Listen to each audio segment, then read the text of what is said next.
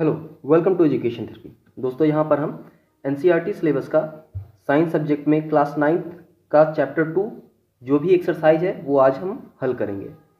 तो चलिए स्टार्ट करते हैं। सबसे पहले हम जो पेज नंबर 16 पे प्रश्न है उनको हल करेंगे। तो पहला प्रश्न क्या है देखते हैं। पदार्थ से आप क्या समझते हैं। तो पहले ही जब मैंने पार्ट को एक्सप्लेन किया था तभी मैंने बताया था पदार्थ क्या है। पदार्थ हम हर उस चीज को कह सकते हैं जो कि अपने ही तरह के पदार्थों से या कणों से मिलकर बना हो। कोई भी ऐसी वस्तु जो अपने तरह के ही कणों से मिलकर बनी हो उसे हम पदार्थ कहेंगे। ठीक है। अब यहां पर तत्व हो सकता है, यौगिक हो सकता है। कोई तत्व एक या एक से अधिक एक ही प्रकार के कणों से मिलकर बना हो वो तत्व कहलाएगा। यौगिक की बात करें तो कोई पदार्थ यौगिक से मिलकर भी बना हो सकता है, लेकिन सिर्फ यौगिक क्या होता है अगर पूछा जाए तो यौगिक क्या है, जब किसी भी दो तरह के तत्व कोई भी दो तरह के तत्व आपस में मिलते हैं तो वो यौगिक बनाते हैं। लेकिन पदार्थ क्या है, पदार्थ तत्वों से मिलकर भी बन सकता है और यौगिकों से मिलकर भी बन सकता है। खासियत क्या है कि शुद्ध पदार्थ हम किसे कहेंगे। शुद्ध पदार्थ की बात करें तो समान प्रकार के कण होंगे उसके अंदर, समान प्रकार के रासायनिक प्रकृति होगी उसके अंदर सभी कणों में, उसे हम शुद्ध पदार्थ कहेंगे। उत्तर आपकी स्क्रीन पे लिखा हुआ है, आप देख सकते हैं। अगला प्रश्न देखें, समांगी और विषमांगी में अंतर क्या है। यानी समांगी और उष्मांगी क्या है। मिश्रण के प्रकार हैं। मिश्रण दो प्रकार के होते हैं, समांगी और उष्मांगी। समांगी की बात करें तो समांगी वह मिश्रण होते हैं जिनमें मिश्रित पदार्थों के अवयव समान रूप से मिले होते हैं, जैसे नमक और पानी का विलयन। ठीक है, नमक और पानी को मिला दिया जाए या चीनी और पानी को मिला दिया जाए तो ये जो विलयन तैयार होते हैं ये समांगी होते हैं। इसके बाद विषमांगी की बात करें तो विषमांगी क्या है। विषमांगी ऐसा मिश्रण होता है जिसमें मिश्रित पदार्थों के जो अवयव होते हैं वो समान रूप से नहीं मिले होते। यानी जैसे उदाहरण के तौर पे बालू चीनी पानी का मिश्रण या बालू चीनी का मिश्रण, इसमें बालू के कण अलग दिखाई देते हैं, चीनी के अलग दिखाई देते हैं, और पानी भी मिला दें तो पानी अलग दिखाई देगा, चीनी अलग नहीं दिखाई देगा। पानी चीनी मिल जाएंगे लेकिन बालू हमें अलग दिखाई देगा। ठीक है, तो पानी और चीनी तो समांगी मिश्रण में आ जाएंगे लेकिन बालू हमारा यहाँ विषमांगी मिश्रण में आ जाएगा। इसके बाद अगला देखिए पेज नंबर 20 पे प्रश्न कह रहा है, उदाहरण के साथ समांगी एवं विषमांगी मिश्रणों के विभेद कीजिए। उदाहरण के साथ बताना है। तो समांगी और विषमांगी क्या होते हैं ये आप जान ही चुके हैं। अब इसमें यहाँ पे गुण के आधार पे विभक्त किया गया है। जैसे समांगी मिश्रण क्या है, जो मिश्रण समान रूप से एक जैसे दिखाई दे उन्हें समांगी कहते हैं, जैसे चीनी और पानी का घोल। लेकिन इसमें क्या होता है, चीनी और पानी के घोल में चीनी का जो स्वाद होता है, चीनी मीठा होता है, उसका जो स्वाद होता है वो उस विलयन के हर कोने में उपलब्ध होता है। तो चीनी का घोल क्या हो जाता है, समांगी होता है। ये समांगी मिश्रण का गुण होता है। ठीक है, जो समांगी पदार्थ होते हैं उनका गुण होता है। विषमांगी में ये गुण नहीं होता है। जैसे मिट्टी और पानी को मिला दिया जाए तो आप देखेंगे मिट्टी पानी को मिला दें तो कुछ देर के लिए तो सब एक साथ दिखाई देगा, लेकिन कुछ देर के लिए अगर हम उसको ऐसे रख दें उस विलयन को, उस मिश्रण को, तो मिट्टी नीचे बैठ जाती है और पानी हमारा ऊपर दिखाई पड़ता है। ठीक है, यानी इसमें जो गुण है, अवयवों के गुण हैं, वो सर्वत्र मौजूद नहीं होते। इसके बाद अगला देखिए प्रश्न नंबर 2, विलयन, निलंबन और कोलाइड एक दूसरे से किस प्रकार भिन्न है। तो देखिए विलयन क्या है, समांगी मिश्रण को हम विलयन कहते हैं। ठीक है, निलंबन क्या है। अब देखिए यहाँ निलंबन हम जो हमारे विषमांगी मिश्रण होते हैं, विषम जातीय मिश्रण होते हैं, उन्हें हम निलंबन कहते हैं। विलयन की बात करें तो दो या दो से अधिक पदार्थों के सजातीय मिश्रण यानी समांगी मिश्रण। विलयन के अणु दिखाई नहीं दे सकते। अणु का आकार 10⁻⁻9 मीटर से कम होता है, यानी नैनोमीटर जिसे हम कहते हैं। छान कर संघटकों को पृथक नहीं किया जा सकता, यानी पानी और चीनी के विलयन को अगर हम छाने तो चीनी को अलग नहीं कर सकते। ठीक है, उदाहरण आपको दिया गया है चीनी और पानी का विलयन। निलंबन पहले देख लेते हैं। निलंबन या विषम जातीय होते हैं, यानी विषमांगी मिश्रण को निलंबन कहते हैं। ठोस अवस्था से जो इनकी ठोस अवस्था होती है इन्हें हम आराम से देख सकते हैं साधारण आंखों से भी। इनका आकार 10⁻⁻6 मीटर से अधिक होता है। ठीक है, तो आकार इनका जो होता है समांगी मिश्रण से बड़ा होता है विषमांगी मिश्रण का। अगर संघटकों को साधारणतया छान कर अलग करना चाहें तो ये पृथक किए जा सकते हैं, जैसे लोहे बालू और पानी का मिश्रण या मिट्टी और पानी का मिश्रण। अब कोलाइड की बात करें तो ये भी एक विषम जातीय मिश्रण है, यानी ये भी होता है विषमांगी मिश्रण ही, लेकिन अंतर क्या है? अंतर ये है कि इसके अणु बहुत सूक्ष्म होते हैं। ये हमें सूक्ष्मदर्शी से ही दिखाई पड़ते हैं, यानी साधारण आंखों से हम नहीं देख सकते। अब इनके अणु की रेंज क्या होती है? इनके अणु का आकार होता है 10⁻⁻6 से लेकर 10⁻⁻9 मीटर तक। ठीक है, इस आकार तक के अणु यहाँ पे पाए जाते हैं। संघटकों को केवल अपकेंद्रण विधि द्वारा ही पृथक किया जा सकता है, जैसे दूध को हम अपकेंद्रण विधि द्वारा या सेंट्रीफ्यूगल जो मेथड है उसके द्वारा ही दूध से कोलाइड के कणों को अलग कर सकते हैं। जैसे दूध से घी से मक्खन या दूध से मक्खन के कण निकालना। ठीक है, इसके बाद आते हैं प्रश्न नंबर 3। क्या कह रहा है? एक संतृप्त विलयन बनाने के लिए 36 ग्राम सोडियम क्लोराइड है 100 ग्राम जल में 293 केल्विन पर घोला जाता है, तो इस तापमान पर सांद्रता बतानी है। तो सांद्रता का फार्मूला क्या होता है? विलेय का द्रव्यमान बटे विलयन का द्रव्यमान। तो यहाँ पर आप देख रहे हैं सोडियम क्लोराइड क्या है? ये विलेय है, विलेय 36 ग्राम। जो कम होगा वो विलेय होगा। विलायक क्या है? यहाँ पे 100 ग्राम। जो ज़्यादा होगा वो विलायक होगा। तो जल यहाँ पे हमारा विलायक हो गया। तो इन दोनों को जोड़ देंगे जब हम, तो हमारा 136 ग्राम का विलयन तैयार हो जाएगा। ठीक है, विलयन कितना होगा? 136 ग्राम का। तो सांद्रता बराबर होता है विलेय का द्रव्यमान। तो विलेय हमारा 36 ग्राम है, यहाँ पे देखिए। ठीक है, 36 है और जो विलयन का द्रव्यमान है वो 136 है। गुणे 100 कर देंगे तो हमारा उत्तर आ जाएगा 26.5%। इसके बाद आगे देखिए पेज नंबर 26 पे, पेट्रोल और मिट्टी का तेल जो आपस में घुलनशील है, पेट्रोल और मिट्टी का तेल मिला दें तो वो आपस में घुलनशील हैं, मिल जाते हैं, अलग अलग दिखाई नहीं देते। तो ऐसे मिश्रण को पृथक कैसे करेंगे? अब पेट्रोल और मिट्टी के तेल का जो क्वथनांक है वो 25 डिग्री सेल्सियस के से अधिक का अंतराल है। ठीक है, तो इसको अलग करने के लिए हम एक विधि का उपयोग करते हैं, प्रभाजी आसवन, जिसको कहते हैं फ्रैक्शनल डिस्टिलेशन मेथड। ठीक है, इस मेथड का उपयोग हम और भी कई जगह करते हैं, जैसे जो हमारा कच्चा तेल होता है उससे विभिन्न पदार्थों को अलग करते हैं। क्रूड ऑयल से अलग अलग चीज़ों को निकालने के लिए हम प्रभाजी आसवन विधि का उपयोग करते हैं। तो उत्तर में आप देख सकते हैं प्रभाजी आसवन विधि द्वारा हम इसको अलग कर सकते हैं। अगला प्रश्न क्या कह रहा है? पृथक करने की सामान्य विधियों के नाम दें। अब देखिए, दही से मक्खन को अलग करना है तो आप केंद्रण विधि से करेंगे। समुद्र के जल से नमक अलग करना है तो वाष्पीकरण मेथड है। नमक से कपूर को अलग करना है तो ऊर्ध्वपातन विधि से करेंगे। ऊर्ध्वपातन विधि की जो वीडियो है वो मैंने चैनल पे ऑलरेडी डाली हुई है, तो आप देख सकते हैं कि वो कैसे काम करता है। ठीक है, इसके बाद अगला प्रश्न है, क्रिस्टलीकरण विधि से किस प्रकार मिश्रण को पृथक किया जा सकता है? तो क्रिस्टलीकरण विधि में क्या होता है कि हम घोल में, कोई घोल है, पानी है, उसमें हम, जैसे मान लीजिए फिटकरी है, ठीक है, तो फिटकरी को इसमें मिलाते जाएंगे। एक समय ऐसा आएगा कि ये फिटकरी इसमें घुलेगा नहीं, तो फिर क्या करेंगे? तो इसको हम थोड़ा सा गर्म कर देंगे। ठीक है, थोड़ा सा गर्म कर देंगे तो इसमें थोड़ा सा फिटकरी और मिल जाएगा। इसके बाद क्या करेंगे? इसको छान लेंगे, छन्नी की सहायता से इसको हम छान लेंगे। छानने के बाद क्या करेंगे? जो सॉल्यूशन हमें मिलेगा उसको हम स्थिर एक जगह पे कुछ घंटों के लिए रख देंगे। तो हमें फिर कुछ देर बाद आपको इसके क्रिस्टल के आकार दिखाई देंगे, फिटकरी के क्रिस्टल आपको मिल जाएंगे। तो इस तरह से हम क्रिस्टलीकरण विधि से कुछ पदार्थों के शुद्ध क्रिस्टल प्राप्त कर सकते हैं। इसके बाद अगला प्रश्न देखिए पेज नंबर 27 पे, निम्न को रासायनिक और भौतिक परिवर्तन में वर्गीकृत करें। तो यहाँ पर आपके बहुत सारी चीज़ें दी हुई हैं। कह रहा है कि इनमें से जो भौतिक परिवर्तन में आते हैं उनको भौतिक परिवर्तन में लिखिए और जो रासायनिक में आते हैं उन्हें रासायनिक में लिखिए। जैसे पेड़ों का काटना, मक्खन का एक बर्तन में पिघलना, अलमारी में जंग लगना, जल का उबलकर वाष्प में बनना, विद्युत तरंग का जल में प्रवाहित होना तथा उसका हाइड्रोजन और ऑक्सीजन गैसों में विघटित होना है।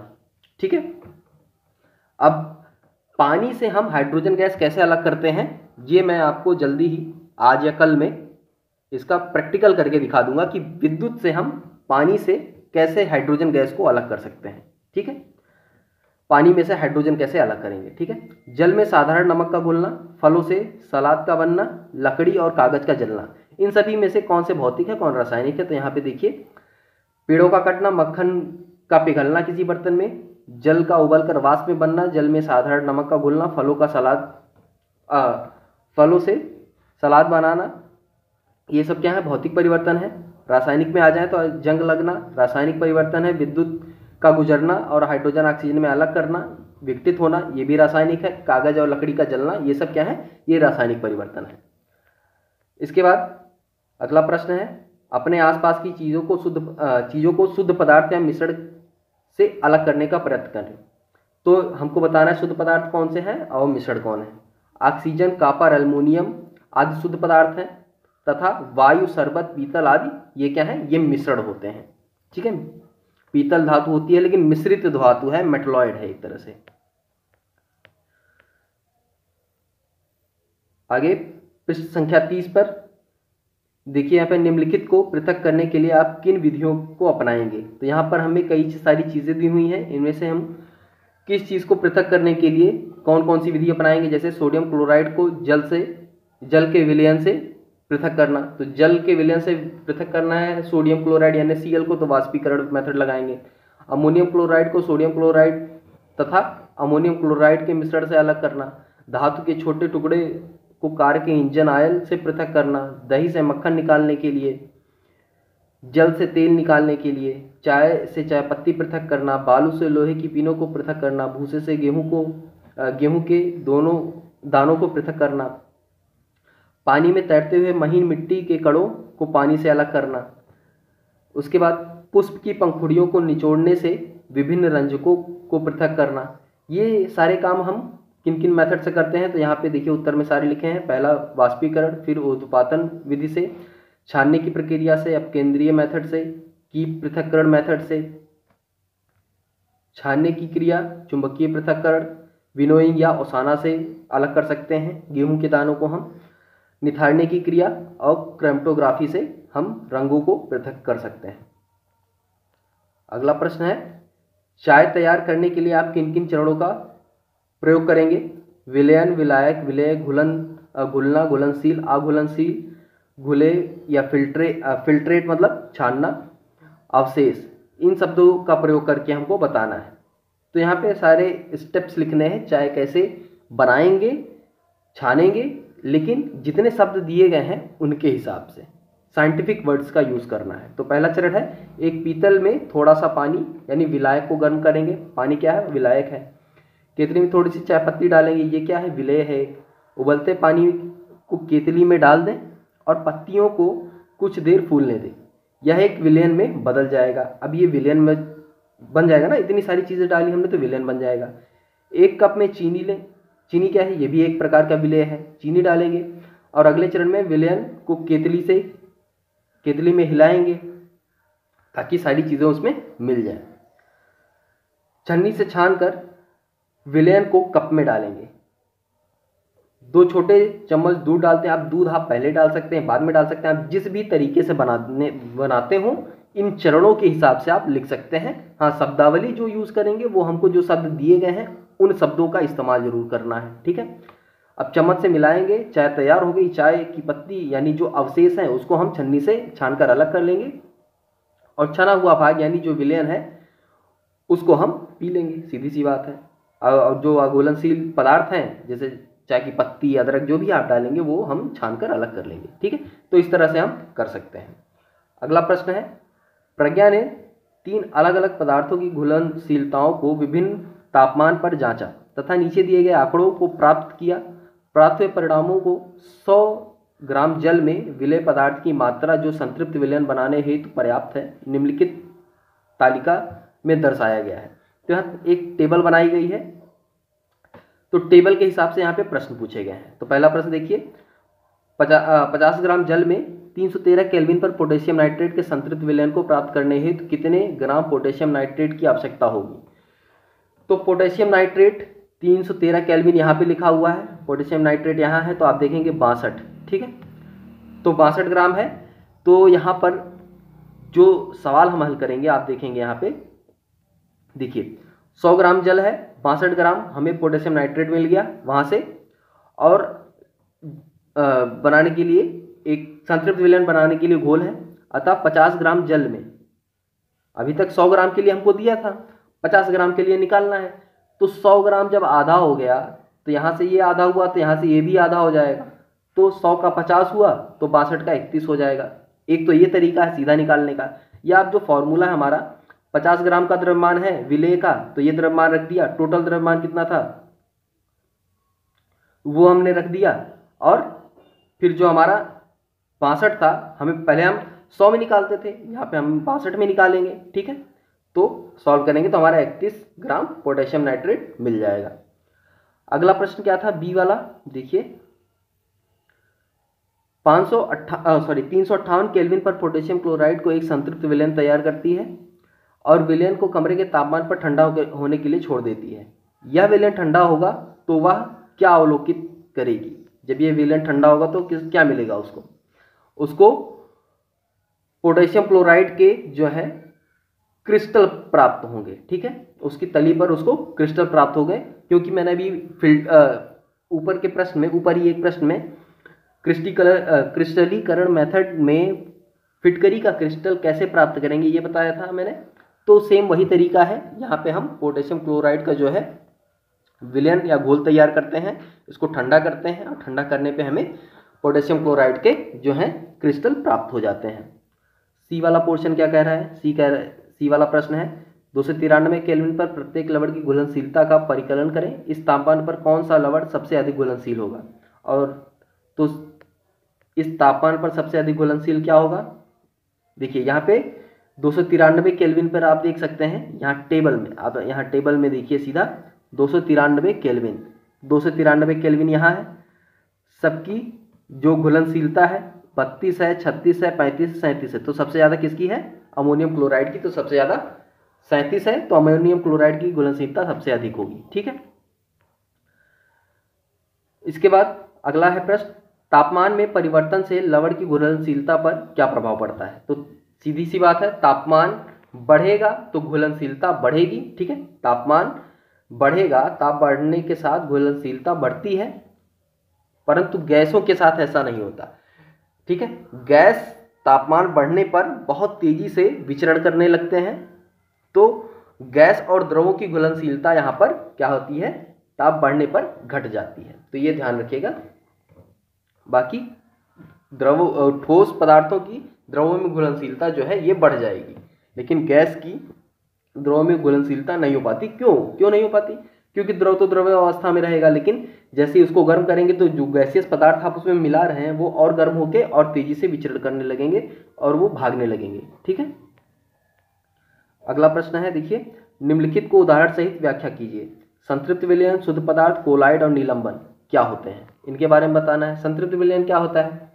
किसी दिए हुए तापमान पर जब उस द्रव में और अधिक विलेय पदार्थ ना घुल सके तो उसे संतृप्त विलयन कहते हैं। यानी आपने एक गिलास पानी लिया और आप उसमें चीनी घोलते जा रहे हैं, डालते जा रहे हैं, लेकिन आपको एक स्थिति ऐसी मिल जाती है कि जब उसमें चीनी घुलता ही नहीं, आप चीनी डालते हैं, काफ़ी देर तक उसको मिलाते हैं, लेकिन चीनी घुलता नहीं, तो इस अवस्था को हम संतृप्त घोल कहते हैं या संतृप्त विलयन कहते हैं, ठीक है।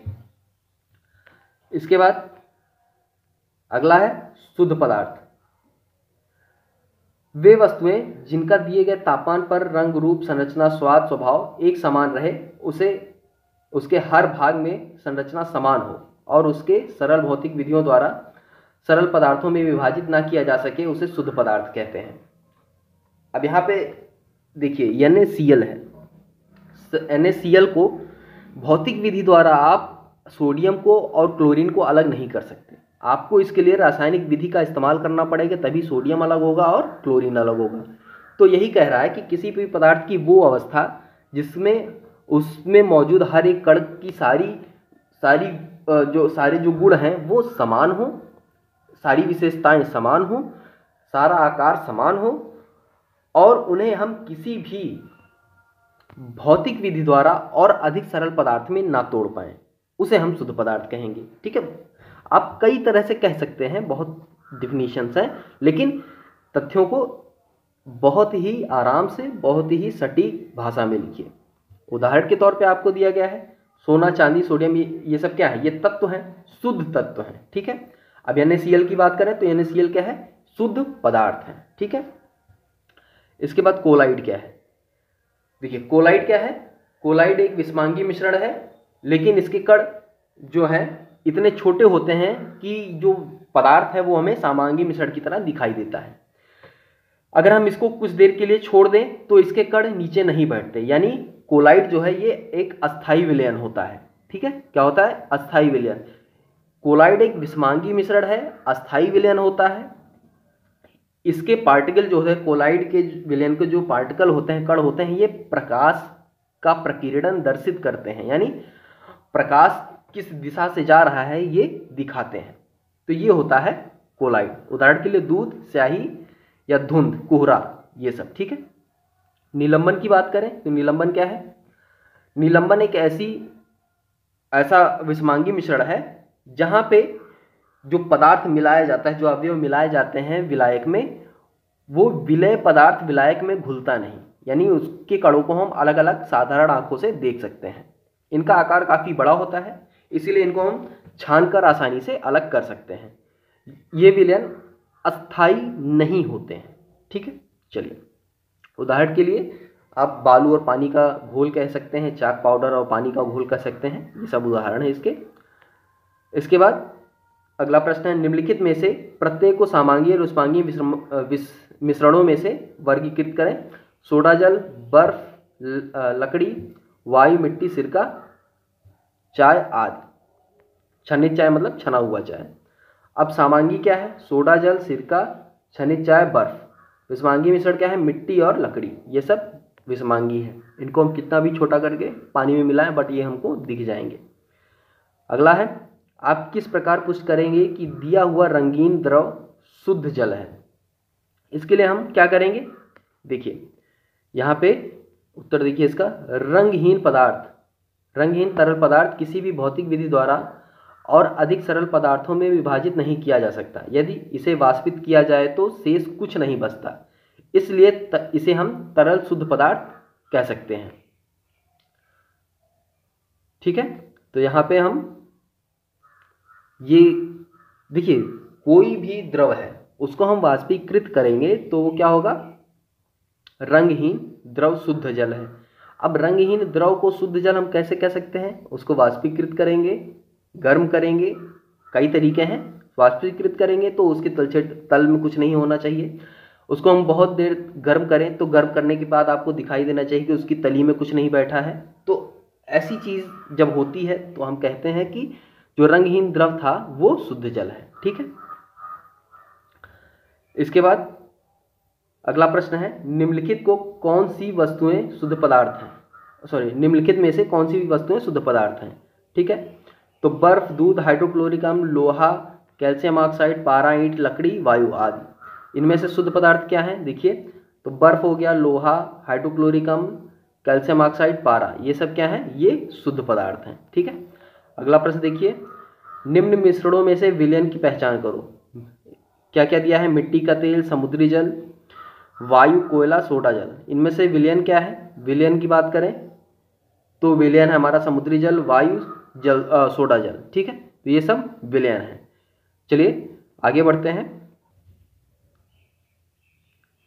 9वां प्रश्न देखिए, क्या कह रहा है? निम्नलिखित में से कौन टिंडल प्रभाव को प्रदर्शित करेगा? टिंडल प्रभाव किसमें हमको दिखाई देगा? नमक का घोल, दूध, कॉपर सल्फेट का विलयन, स्टार्च विलयन।